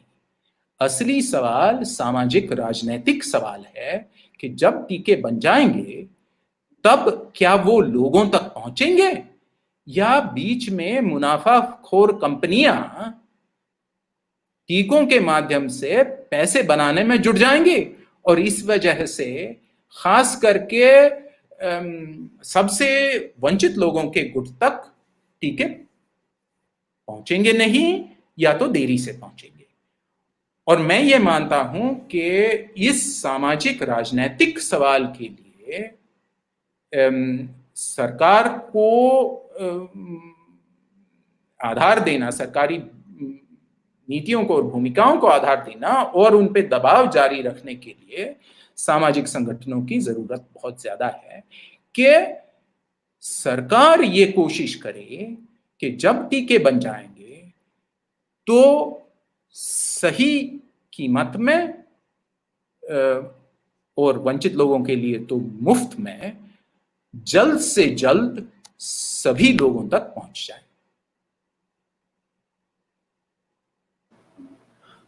जी डॉक्टर साहब, एक प्रश्न बहुत ज्यादा आ रहा है, हालांकि इसको मैं अभी लेता हूं। ये मास्क के कौन सा हमको पहनना चाहिए? अधिकतर जो हमारे प्रतिभागी हैं उनकी तरफ से ये प्रश्न आ रहा है कि हमें मास्क किस प्रकार का पहनना चाहिए और उसके लिए कौन सा सबसे उपयुक्त मास्क होगा, इस पर थोड़ा सा। जी, जी, इसको लेकर बहस काफी है और खास करके सोशल मीडिया में तो बहुत ही इसको लेकर विवाद रहे हैं। सिर्फ हमारे देश में नहीं, दुनिया भर में विवाद चल रहे हैं। एक साफ बात यह है कि नाक और मुंह को पूरी तरह ढकने वाला, जिसका मैंने पहले जिक्र किया, N95 का जो नकाब है वो सबसे ज्यादा उपयुक्त है। अब N95 का मतलब क्या है? ये तो सिर्फ आंकड़े और नाम है। मतलब क्या है? मतलब ये है कि हम जब आम अनुभव की बात से शुरुआत करता हूं, हम जब छींकते हैं, खांसते हैं, तो द्रव बिंदु जो आंख को दिखाई देते हैं वो मुंह से या नाक से निकलते हैं। अब जाहिर है कि वो जितने बड़े होते हैं उतने कम दूरी तक फैलते हैं। तो जो सबसे बड़े हैं वो रुक जाते हैं, जो और छोटे हैं वो थोड़ी और दूरी तक पहुंचते हैं, और जो और भी छोटे हैं सो हवा में भी रह के और दूर तक पहुंच जाएंगे। लेकिन दूसरी ओर ये भी है कि जो बड़ा द्रव बिंदु है उसमें विषाणुओं की तादाद बहुत बड़ी है, छोटे द्रव बिंदु में विषाणुओं की संख्या बहुत कम होगी। तो एक और ये है कि छोटे बिंदुओं से विषाणु दूर तक पहुंचते हैं लेकिन कम मात्रा में पहुंचते हैं। तो इनमें इस तरह का संख्यात्मक संतुलन है। अब नकाब की, मास्क की बात, जब मैं किसी तरह का आवरण लगाता हूं तो आवरण में छिद्र हैं, जिन छिद्रों से हवा का चलन वलन चलते रहता है। तो वो छिद्र जितने छोटे हों उतने वो छोटे से छोटे द्रव बिंदुओं को रोकेंगे। तो सवाल यह है कि किस आकार के द्रव बिंदु को रोकने वाला नकाब है? यह सबसे अहम सवाल है। और N95 का जो नकाब है उसे N95 इसलिए कहते हैं कि 0.3 माइक्रोमीटर के आकार के द्रव बिंदु को वो 95% रोक लेता है। लेकिन इसका मतलब ये तो नहीं कि या तो N95 नकाब पहने या कुछ भी ना पहने। भाई सीधा साधा नकाब पहने, ये भी कुछ भी ना पहनने से कई गुना अच्छा है। क्योंकि दो बातें होती हैं। एक, इन नकाबों से बड़े काफी हद तक अनेक बड़े बिंदुओं से रक्षा होती है। माना कि छोटे बिंदुओं से जो विषाणु की लेन देन होनी है उसे रोका नहीं जा सकता, और इसलिए N95 के नकाब पहनना अच्छा है। लेकिन उसके लिए सरकार की ओर से N95 के नकाब उचित मूल्य में और बड़े पैमाने पर उपलब्ध होने भी तो चाहिए। वो भी तो मांगे हमने करनी चाहिए। और तब तक हमने हाथ पे हाथ बांध के बैठे रहना नहीं चाहिए। जैसे भी नकाब हो, 3-4 आवरण के नकाब पहने, तो मैं जो बार बार कह रहा हूं कि फैलाव की रफ्तार को हमने कम करना है। इस रफ्तार को कम करने के सामाजिक कार्य में नकाबों का, किसी भी नकाब का बहुत बड़ा योगदान है। जी डॉक्टर साहब, एक बात बहुत ज्यादा लोगों के जहन में आती है कि आखिर किसी सरफेस पर वायरस कितनी देर तक रहता है। तो इस पर थोड़ा सा मतलब क्योंकि लोगों को आशंका रहती है कि पता नहीं कितनी प्लास्टिक में कितने, इस चीज पर कितनी रहता है। तो प्लीज जी, मैं इस प्रश्न के उत्तर में भी मैं और एक बार उसी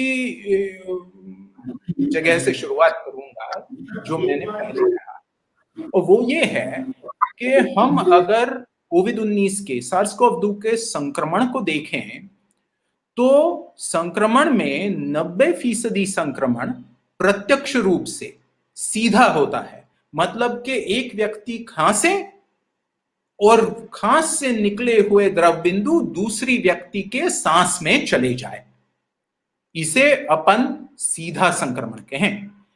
90% संक्रमण सीधा संक्रमण होता है। हम जो बार बार बातें सोच के डरते हैं कि प्लास्टिक पे हाथ लगाएं या नहीं, कंक्रीट पे हाथ लगाएं या नहीं, पेड़ पे हाथ लगाएं या नहीं, इन सब मुद्दों से जो संक्रमण, इन सब रास्तों से जो संक्रमण होता है वो अप्रत्यक्ष संक्रमण है, और उस तरीके का संक्रमण 10% से कम योगदान देता है। ये हुई पहली बात। तो जब हम इन मुद्दों पे पहल करते हैं सोशल मीडिया में, तो इस बात को याद रख के करें कि आम संक्रमण कोविड-19 का इन रास्तों से नहीं होता। वो एक दूसरे को शारीरिक नजदीकी से, खांसने से, छींकने से होता है। इस परिप्रेक्ष्य में मैं प्रश्न का उत्तर देता हूं। यह पाया गया है कि किन पृष्ठभागों पर वायरस पाया जा सकता है 1 या 2 दिन तक, लेकिन पाया जा सकता है, इस विधान के 2 पहलुओं को हमने गौर करना चाहिए। पहला पहलू यह है कि पाया जा सकता है का मतलब यह नहीं है कि उतनी ही मात्रा में 48 घंटे बाद पाया जा सकता है जितनी शुरुआत में मात्रा थी। मात्रा बहुत कम होती है। हम अगर बहुत बारीकी से जांच करें तो 24 घंटे बाद पाया जा सकता है प्लास्टिक पे, यूं लोग किन्हीं रिसर्चर्स ने कहा हुआ है। लेकिन उतनी मात्रा में नहीं पाया जितनी मात्रा शुरुआत में थी। यह हुई पहली बात। दूसरी बात, हमने खास करके विषाणुओं को लेकर, वायरसेस को लेकर गौर करनी चाहिए, और वो ये है कि वायरस जब आपके हमारे शरीर के बाहर होता है तो तकरीबन निर्जीव होता है। मतलब क्या कि उसकी कोई अपनी जैव रासायनिक प्रक्रिया चल नहीं रही होती, जो बैक्टीरिया के बारे में हम नहीं कह सकते। बैक्टीरिया जब हमारे शरीर के बाहर हैं तब भी उनकी अपनी जैव रासायनिक प्रक्रियाएं चल रही हैं, वो आम सजीवों की तरह है। वायरसेस आम सजीवों की तरह नहीं है। उनकी जैव रासायनिक प्रक्रियाएं, उनकी कोई स्वतंत्र रूप से ऐसी प्रक्रियाएं नहीं है। वो जब हमारी कोशिकाओं में घुसते हैं तब वो कोशिकाओं की प्रक्रियाएं अपनाते हैं, और इस वजह से जब प्लास्टिक पे वायरस गिरता है तो उस गिरे हुए वायरस की कोई अपनी अंदरूनी प्रक्रियाएं चल नहीं रही होती, और उस दृष्टिकोण से वो एक मानव निर्जीव है। अब ऐसे में उसे कोई चोट पहुंच जाए तो वो उस चोट की मरम्मत नहीं कर सकता, क्योंकि उसकी कोई प्रक्रियाएं नहीं चल रही, और फल में आप उसे वहां ढूंढ निकाल सकते हैं। आप जिस तरीके की जांचें करते हैं उसमें वो उभर आएगा कि हां, वायरस का आरएनए यहां मौजूद है, लेकिन वो संक्रामक नहीं रहेगा, इन्फेक्शियस नहीं रहेगा, क्योंकि उसे सूखने से या तो पानी से या तो किसी एंजाइम के जरिए कहीं ना कहीं पर्यावरण में चोट पहुंची। तो ये जो मुद्दे सोशल मीडिया में बहुत अहमियत रखते हैं कि प्लास्टिक पे या इस पे या उस पे कई घंटों तक, कई दिनों तक वायरस मौजूद रहता है, इसे उतने बड़े मुद्दे ना समझिएगा जितने सोशल मीडिया पे पोस्ट करने वाले लोग उसे समझते हैं। जी जी जी, थैंक यू सर। एक थोड़ा सा एक बड़ी आशंका उन लोगों के प्रति आम आदमी की भी रहती है, समाज की भी रहती है, जो कोरोना ये कोविड-19 में फ्रंटलाइन वर्कर्स हैं, डॉक्टर्स हैं, हेल्थ वर्कर्स हैं, कि उनको किस प्रकार से इस समय अपने आप को संतुलित करना चाहिए, किस ढंग से उनको जो है, उनके लिए आपका क्या संदेश होगा, थोड़ा सा इस बात पर।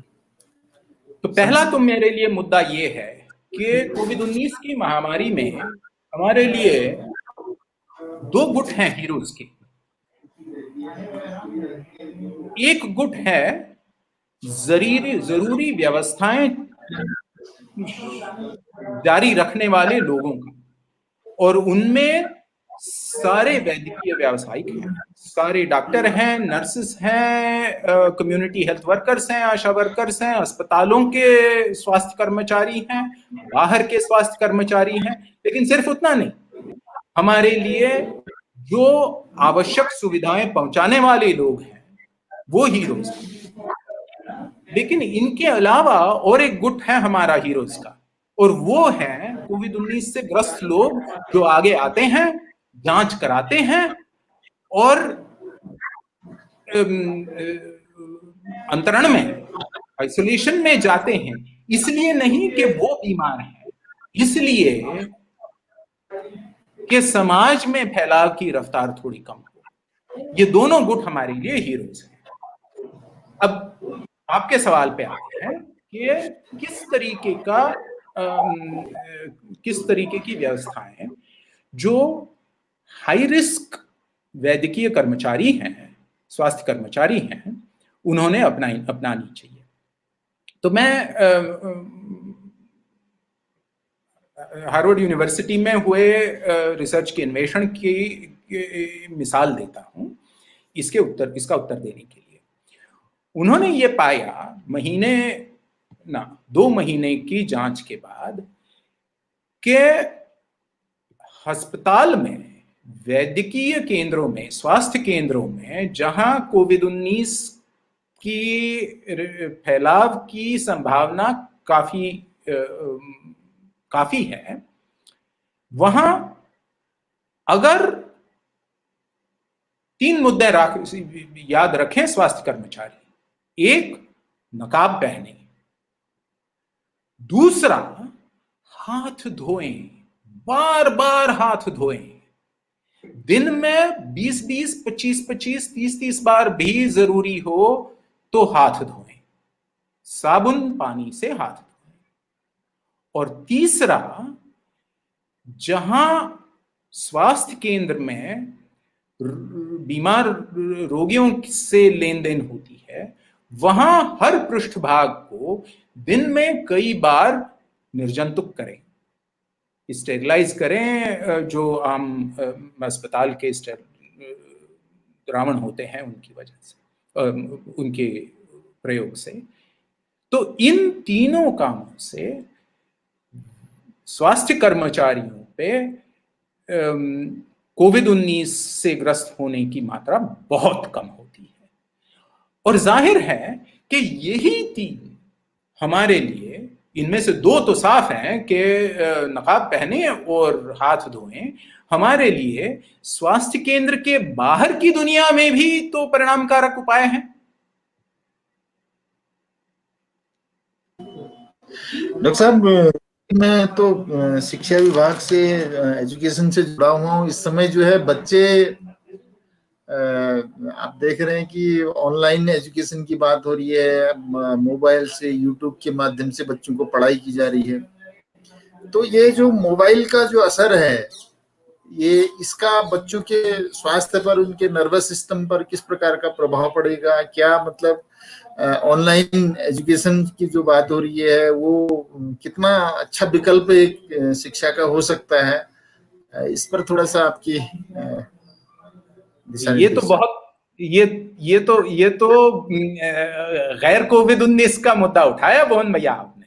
जरूर, लेकिन क्योंकि आप एक साइंटिस्ट हैं, इस आशंका भी है और हम सब की आशंका है, बच्चों के प्रति चिंता है। अभी जैसे कि आपने भी इस बात को जहन में डाला था अपने कि हम बहुत संवेदनशील हो, तो इसलिए जो है एक साइंटिस्ट होने के नाते थोड़ा सा हमारा मार्गदर्शन करें कि हम किस तरह एक जो ऑनलाइन एजुकेशन है या एजुकेशन को किस तरह से परिस्थिति में आगे बढ़ाएं। जी, जहां तक मेरा मानना है एक मुद्दा इसमें ये है कि पुरानी और नई पीढ़ियों में ये जो फर्क पड़ते जाता है कि नई पीढ़ियों की जो आदतें हैं, संसाधन हैं, प्रयोग हैं, उनको पुरानी पीढ़ियां या तो फालतू ठहराती हैं, या तो गैर जिम्मेदार ठहराती हैं, या तो यूं तो बातें होती रहती हैं। अब एक जमाने में हमारे दादाजी के वक्त में पतलून पहनना स्वास्थ्य के लिए हानिकारक समझा जाता था। भैया वो पतलून ना पहना करो, स्वास्थ्य के लिए हानिकारक है, धोती पहनो। तो इस तरीके की बातें तो पीढ़ी दर पीढ़ी बदलती रहती हैं। लेकिन आपने जो आपके सवाल का सही मसला जो है उसको लेकर मैं काफी चिंतित हूं, और वो ये है कि ऑनलाइन शिक्षा के लिए मैं जहां तक मानता हूं बिल्कुल अलग तरीके से हमने सोचना चाहिए।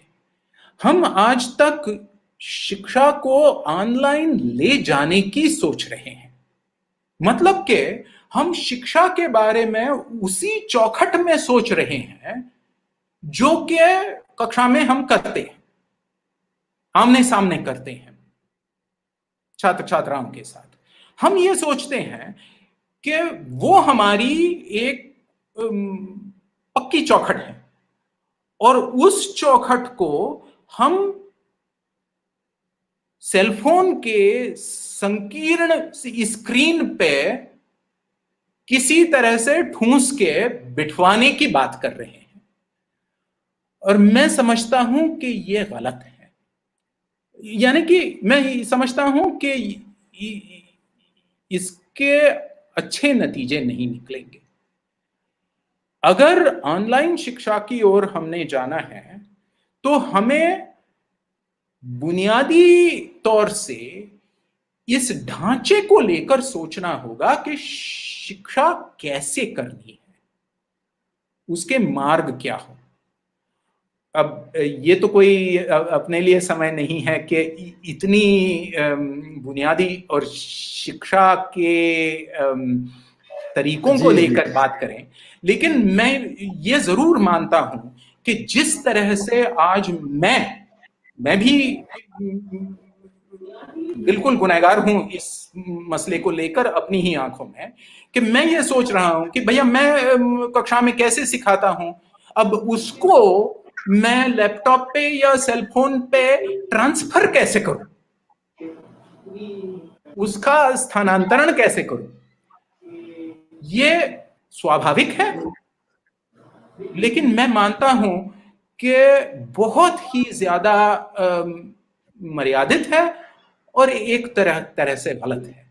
और जितनी भी स्वयंसेवी शिक्षा के कार्य में रुचि रखने वाली संस्थाएं और लोग हैं, अपने सुनने वालों में भी होंगे, हमारे लिए ये बहुत जरूरी है कि हम नए तरीके से इस शिक्षा के उपायों की चौखट को लेकर सोचे पहले, और वो चौखट ऑनलाइन की, सेलफोन की हो, और वो सिर्फ उस सेलफोन की नहीं हो जिसकी बैंडविड्थ काफी है, वो उस सेलफोन की हो जिसमें बैंडविड्थ बहुत सिकुड़ी हुई है, बहुत मर्यादित है।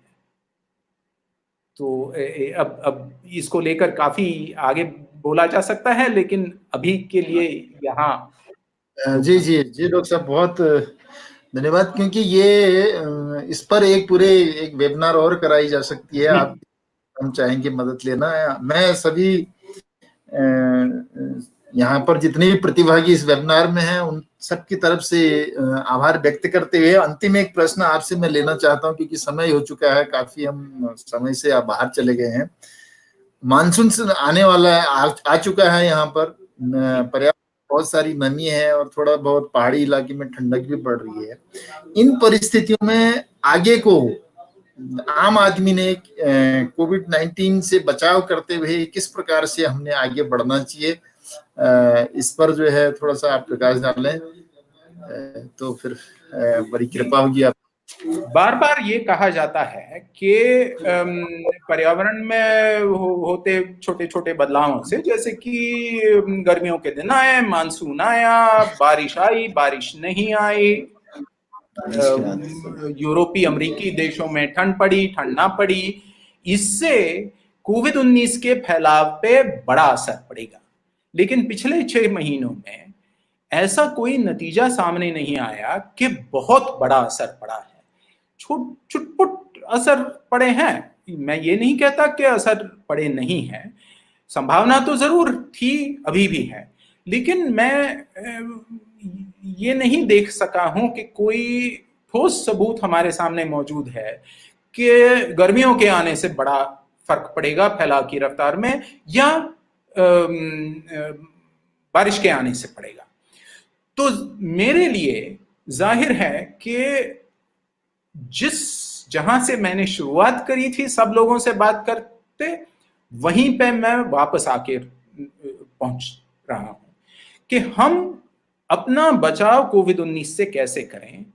इसके उत्तर में हम इस प्रश्न को ना पूछें कि मैं मेरा बचाव कोविड-19 से कैसे करूं, हम इस प्रश्न को पूछें कि हम सब मिलके हमारे समाज का कोविड-19 से बचाव कैसे करें। क्योंकि मेरे लिए कोविड-19 का खतरा इतना बड़ा नहीं है, हमारे समाज के लिए कोविड-19 का खतरा काफी अहमियत रखता है। और उस सामाजिक बचाव के लिए हम अगर शारीरिक दूरियां एक सांस्कृतिक आदत बतौर अपना लें, नकाब सार्वजनिक जगहों में पहनना, और जहां तक हो सके नाक या मुंह को हाथ लगाने से पहले साबुन पानी से हाथ धोने की, सैनिटाइजर से हाथ साफ करने की आदत रखें, इससे ज्यादा कुछ नहीं चाहिए। लेकिन आप बाजार में जाइएगा और देखिएगा कि जो लोग दवाइयों की दुकानों से इम्यूनिटी बूस्टर्स खरीद रहे हैं, वो लोग बगैर नकाब के, बगैर शारीरिक दूरियों के बाजार में घूम फिर रहे हैं। ये जो विरोधाभास है, इसे हम नकारें, यही मैं सब साथियों से कहना चाहूंगा। जी बहुत बहुत धन्यवाद डॉक्टर साहब, आपने बड़े महत्वपूर्ण मुद्दों पर बहुत, क्योंकि लोगों में इन सब बातों जो प्रश्न यहाँ पर आए हैं सब जनता की तरफ से आए हैं, उन्हीं प्रश्नों को मैंने यहाँ पर रखा है और इन मुद्दों पर बड़ी बारीकी से एक वैज्ञानिक तरीके से और एक अध्यापक की तरह से जैसे बच्चों को अध्यापक बताते हैं और उनकी समझ में आया नहीं, इस बात का पूरा ध्यान रखते हुए आपने जो है सारी बातें हमारे सामने रखी हैं। आपका बहुत बहुत आभार व्यक्त करते हुए सभी प्रतिभागियों की ओर से मैं ईश्वर से प्रार्थना करता हूं कि आप सताई हों और लगातार आपका संपर्क, आपका सानिध्य, आपका मार्गदर्शन हमको मिलता रहे। और आपको प्रणाम करते हुए मैं बहुत बहुत आभार व्यक्त करता हूं पूरे जिले की तरफ से। बहुत बहुत धन्यवाद आपका। मैं पिथौरागढ़ जिले के सभी इन प्रतिभागियों साथियों से जो भी इस समय प्रतिभाग कर रहे हैं और पूरी जनता से इस वेबिनार के माध्यम से अनुरोध करना चाहता हूं कि जागरूकता अभियान की इस कड़ी में जिला प्रशासन और विभिन्न सामाजिक संगठनों के द्वारा अगला वेबिनार जनपद के लोगों के लिए, खासतौर वे प्रवासी जो कोविड-19 के प्रभाव से यहाँ पर आए हुए हैं, उनके लिए जो है 7 जुलाई को वेबिनार एक आयोजित किया जा रहा है, जिसमें हमारे उनके स्वरोजगार को कैसे स्थापित करें, स्मॉल इंडस्ट्री किस ढंग से स्थापित करें, उस पर जो विशेषज्ञ होंगे उनसे हम यहाँ पर इसी प्रकार से जानकारी लेंगे। और सभी प्रतिभागियों का मैं बहुत बहुत आभार व्यक्त करता हूँ। मैं आभार व्यक्त करता हूँ जिला प्रशासन का, हमारे जो जिला शिक्षा अधिकारी हैं डॉक्टर ए.के. गोसाई जी का, जिन्होंने इस पूरे कार्यक्रम को एक प्रकार से समन्वित किया। सबसे ज्यादा आभार व्यक्त करता हूं मैं अजीम प्रेम जी फाउंडेशन के पूरी टीम का, पिथौरागढ़ की जो पूरी टीम यहाँ पर आई हुई है और जिन्होंने हमें टेक्निकली सपोर्ट किया है, और बेंगलोर में बैठी हुई हमारी जो मुनि दीपा जी हैं और उनके पूरी टीम का मैं बहुत बहुत आभार व्यक्त करता हूं। मैं डॉक्टर साहब का बहुत बहुत फिर से आभार व्यक्त करता हूं कि आपने इस मुद्दे पर इतना महत्वपूर्ण समय हमको दिया। बहुत बहुत धन्यवाद आप सबका। जी, सब साथियों को मेरी नमस्ते और धन्यवाद। Thank you.